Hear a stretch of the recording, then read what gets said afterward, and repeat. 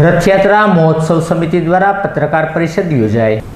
આગામી તારીખ 27 જૂનના રોજ ભગવાન જગન્નાથજીની 40મી રથયાત્રા શહેરના મુખ્ય માર્ગો પર યોજાવાની છે, જેની માહિતી અર્થે પત્રકાર પરિષદનું આયોજન રથયાત્રા મહોત્સવ સમિતિ ટ્રસ્ટ દ્વારા કરવામાં આવ્યું હતું। આ પત્રકાર પરિષદને સંબોધન કરવા માટે હરુભાઈ ગોંડલિયા, પાર્થભાઈ ગોંડલિયા, મનસુખભાઈ પંજવાણી સહિતના મહાનુભાવો ઉપસ્થિત રહ્યા હતા અને સમગ્ર 40મી રથયાત્રા અનુસંધાને માહિતી આપવામાં આવી હતી, જેમાં આ વર્ષે ભગવાનની નવી મૂર્તિના લોકો દર્શન કરશે તેમ જણાવ્યું હતું। તેની સાથોસાથ ભવ્ય રથયાત્રા યોજાશે, જેના દર્શનનો લાભો લેવા માટે ભાવિકોને આમંત્રણ આપવામાં આવ્યું હતું।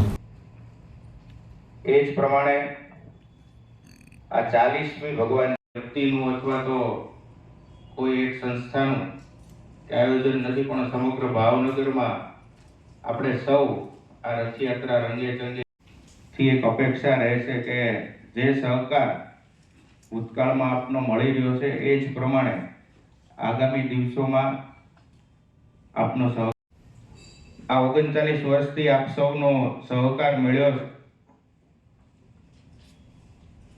આગામી દિવસોમાં તરીકેની જવાબદારી જ્યારે સૌ વડીલ મિત્રો દ્વારા મને સોંપવામાં આવી છે, ત્યારે મારે એક આપને વાત કરવી છે।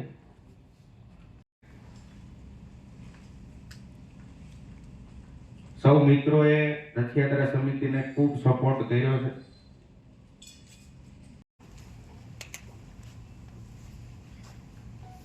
વિસ્તૃત રથયાત્રા સમિતિના અધ્યક્ષ હરુબાપુ આ પત્ર આગામી 27મી જૂનના રોજ 40મી ભગવાન જગન્નાથજીની રથયાત્રા એને માત્ર હવે 2 દિવસ બાકી રહ્યા છે। 40 વર્ષથી આ રથયાત્રા ભાવનગરની અંદર ધામધૂમથી નીકળે છે। આ વર્ષે પણ રથયાત્રાની સંપૂર્ણ તૈયારીઓ બધી થઈ ચૂકી છે। ભાવનગરને કેસરિયા માહોલથી રંગવામાં આવી રહ્યો છે। રથ પ્રસાદી લોકોને જ્યાં જ્યાં સ્વાગત કરવાના છે પોઈન્ટ, એની તૈયારીઓ એ પણ બધી તૈયારીઓ થઈ ગઈ છે। માત્ર હવે 2 દિવસના અંતે આપણે સૌએ ભગવાનને નગરચર્યા કરાવવાની છે। આ વર્ષે 12 વર્ષ પેલી મૂર્તિઓને થયા પછી કલેવર કરવામાં આવ્યું છે।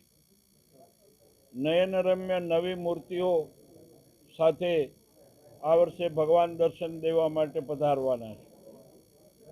આપ સૌને, નગરજનોને, ધર્મપ્રેમી ભાઈઓ બહેનોને આ રથયાત્રાની અંદર જોડાવા, ભગવાનના દર્શન કરવા માટે પધારવા રથયાત્રા સમિતિનું હાર્દિક નિમંત્રણ છે। દર વર્ષ કરતાં આ વર્ષની રથયાત્રામાં લોકોનો ઉત્સાહ, ઉમંગ અને ભગવાનના દર્શનનો લાભ લેવા માટે અત્યારથી જ વાતાવરણ ખૂબ સારું છે।